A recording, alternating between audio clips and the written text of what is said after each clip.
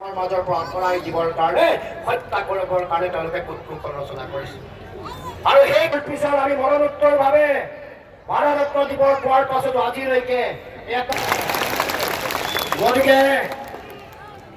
গতিকে মই একো ক'ব খোজা নাই। হিমন্ত বিশ্ব শৰ্মাৰ ভাষ্যৰ লাভ ধৰি কৈছো যে ৰাইজ ভোট নিদিয়াৰ যিটো কথা সেই কথা ৰাইজে বিবেচনা কৰিব, আপোনালোক বিবেচনা কৰিবৰ কাৰণে আহ্বান জনাইছে।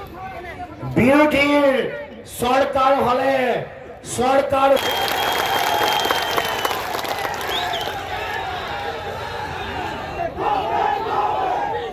গতিকে ৰাইজ আগন্তুক দিনসমূহত বিজেপিয়ে জনকল্যাণকামী আঁচনি দিব লাগে, কিন্তু আঁচনি যিসকলে পাইছে তেওঁলোকক ভয়াৱহ মানসিক অত্যাচাৰ চলায় যে তোমালোকে আমাৰ বিজেপিৰ সভাবোৰলৈ নাহিলে তোমালোকৰ নাম অৰুণোদয় আঁচনিৰ পৰা উদ্যমিতাৰ পৰা কাটি দিয়া হ'ব।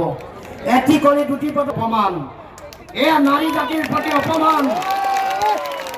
এই টকা পইচা হিমন্ত বিশ্ব শৰ্মা একাকাৰ কৰি শ্ৰম কৰি শৰীৰৰ ঘাম মাটিত পেলাই টকা পইচা ঘটিছো, কৰ কাটল দিছো।